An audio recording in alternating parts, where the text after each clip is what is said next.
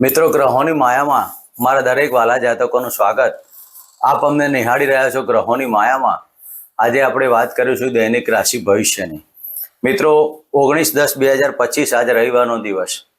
સૂર્યદેવને જળ અર્પણ કરી આજના દિવસની શરૂઆત કરો. મિત્રો, વિક્રમ સંવત 2081 ઈસવીસન 2025 આશ્વિન માસ કૃષ્ણ પક્ષ ત્રયોદશી તિથિ જે 1:53 સુધી, પછી નર્ક ચતુર્દશી.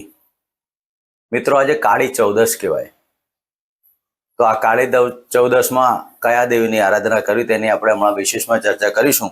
આજે ઇન્દ્ર યોગ વાણિજ કરણ ઉત્તર ફાલ્ગુની નક્ષત્ર અને આજે ચંદ્રમા કન્યા રાશિમાં પરિભ્રમણ કરશે.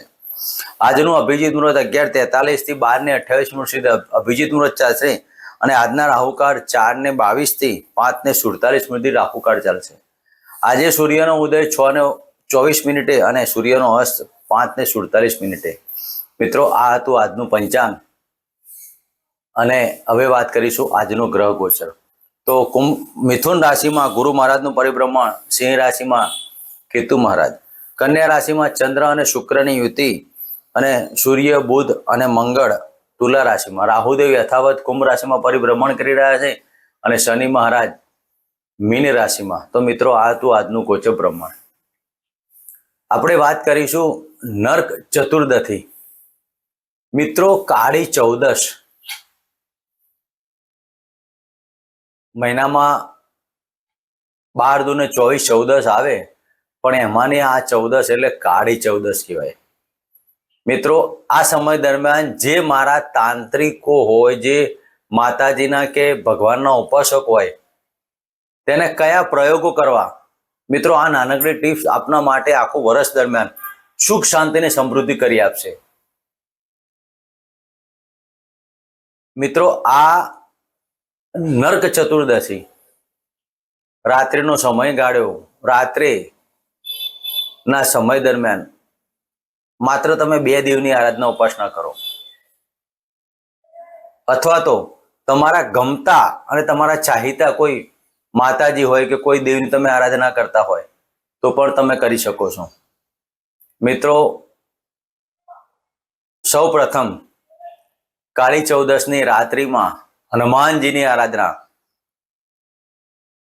રુદ્રાક્ષની માળાથી તમે હનુમાન ચાલીસાના 101 પાઠ કરો અને આ 101 પાઠમાં હનુમાનજીના કાળા કલરનો દોરો લઈને જેટલી તમે માળા કરો તેટલી ગાંઠ વાળો.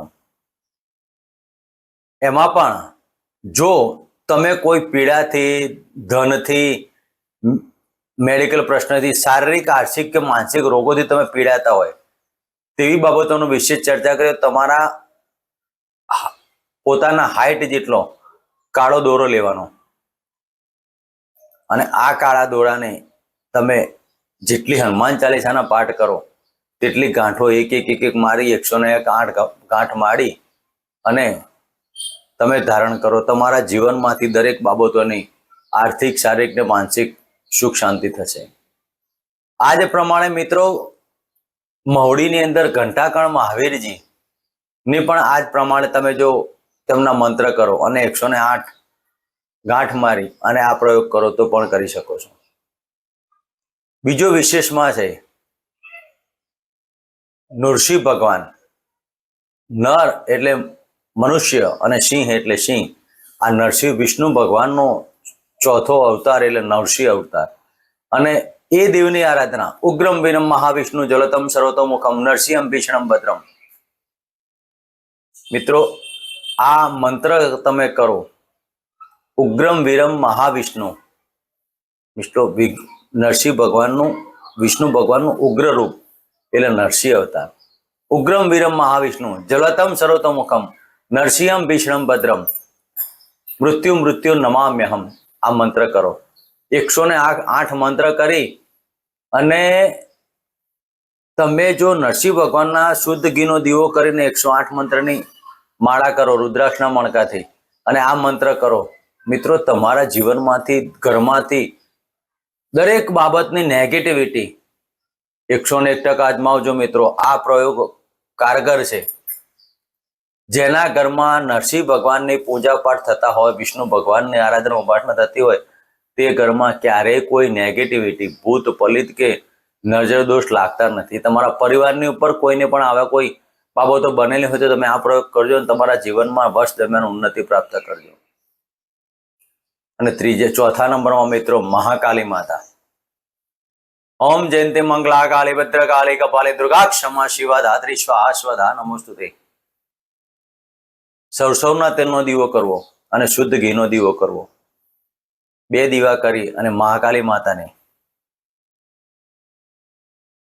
આ જે મંત્ર છે 10 નામ સ્તોત્રનો મંત્ર મિત્રો.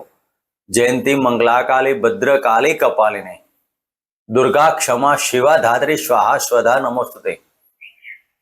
મિત્રો આ મંત્ર તમે કરો 108 મંત્ર કરો રુદ્રાક્ષની માળાથી અને છેલ્લે તમે આ જે કોઈ મંત્ર કર્યા હોય તે સમર્પિત કરી નાખો. એ માતાજી તમને શુભ ફળ પ્રાપ્તિ કરશે. તો મિત્રો આ નરક ચતુર્દશીનો પ્રયોગ તમે કરો અને તમારા જીવનમાં મારા દરેક વાલા જાતકો સુખ શાંતિ અને સમૃદ્ધિ પ્રાપ્ત કરે તેવા અમારા આશીર્વાદ. મિત્રો હવે આપણે વાત કરીશું આજનું દૈનિક રાશિ ભવિષ્ય. આ એક ટિપ્સ હતી અને આ ટિપ્સ માત્ર આજના દિવસ પૂરતી. મિત્રો ઉદ્યમે નહીં સિદ્ધ્યંતિ કાર્યાણીને મનોરથે નહીં સુક્તસ્ય સિંહસ્ય પ્રવિશંતિ ન મુખ્ય મુગ્રહ. પરાક્રમ કર્યા આગળ જીવનમાં કશું મળતું નથી તેમ ભગવાન મંત્રના આધીન છે, દેવ મંત્રના આધીન છે. જો તમે આવા મંત્ર કરશો તો યંત્ર તમારું 100% ચાલવાનું. આ ટીપ્સ સૌથી નાનકડી મિત્રો અજમાવો અને જીવનમાં સુખ શાંતિ અને સમૃદ્ધિ પ્રાપ્ત કરો. આપણે આજે વાત કરીશું દૈનિક રાશિ ભવિષ્ય. પ્રથમ રાશિ મેષ રાશિ. મેષ રાશિના જાતકોને 6ઠા સ્થાને પરિભ્રમણ કરતા ચંદ્ર અને શુક્રની યુતિ. મિત્રો આજના દિવસમાં નાણાકીય આવક થવાની, આકસ્મિક ધનલાભ થવાના. આજના દિવસમાં એટલા જ પ્રમાણમાં ખર્ચના પાસા પણ રહેવાના. એકંદરે આજનો દિવસ આપનો શુભ ફળ પ્રાપ્ત થાય. કોઈક તમારા પ્રેમી યુગલ, તમે કોઈને પ્રેમ કરતા હોય એમ પ્રેમમાં તમારે મળવાનું જાય. બીજા તે પાત્ર સાથે સંબંધો બંધાય. પણ પાત્રની પસંદગી તમારા ઉપર આધારિત છે. મિત્રો મેષ રાશિના જાતકો જો વિચારને કરજો. રોગની અંદર વૃદ્ધિ થવાના યોગ એટલા જ પ્રમાણમાં રહેલા છે. થાઇરોઇડ, ડાયાબિટીસ અને વાયરલ ઇન્ફેક્શન. ખૂબ સાચવજો.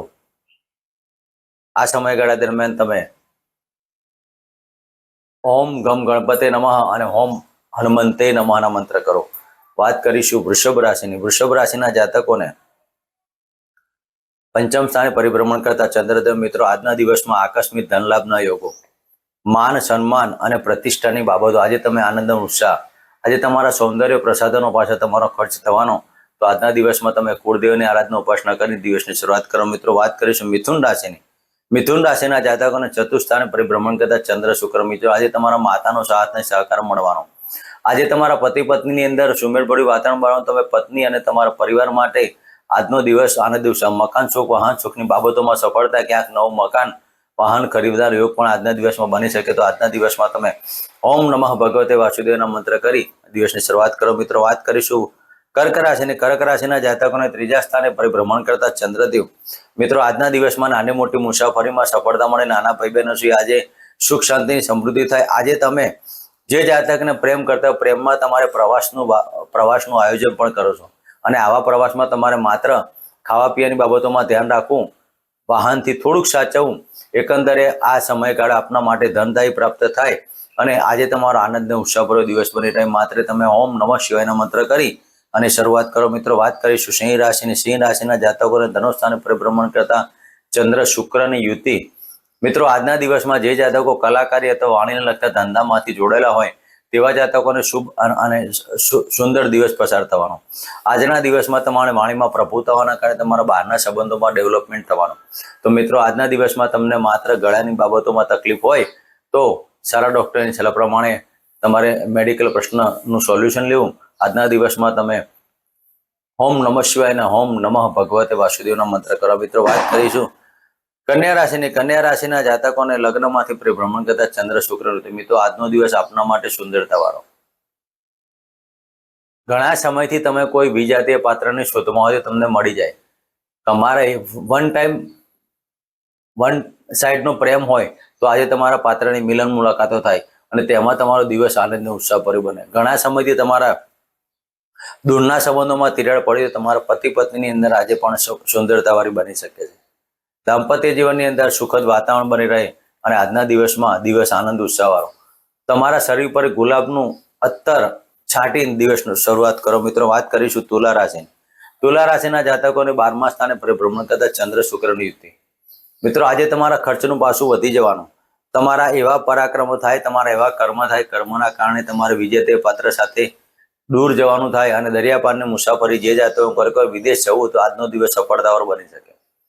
આજના દિવસમાંથી વિદેશવાળા સ્વદેશમાં પણ આવવાની બાબતો બની શકે. તો આજના દિવસમાં તમારા દરેક કાર્યોમાં સફળતા પ્રાપ્ત કરવા માટે ઓમ નમઃ શિવાયના મંત્ર કરી દિવસની શરૂઆત કરો. મિત્રો, વાત કરીશું વૃશ્ચિક રાશિની. વૃશ્ચિક રાશિના જાતકોને લાભસ્થાને પરિભ્રમણ કરતા ચંદ્રદેવ. મિત્રો, આજના દિવસમાં આકસ્મિક ધન લાભ, પેટને લગતા રોગોમાં સફળતા, ખાવા પીવાની બાબતોમાં આજે સુંદર મિષ્ટાન ભોજન તમને પીરસવામાં આવે.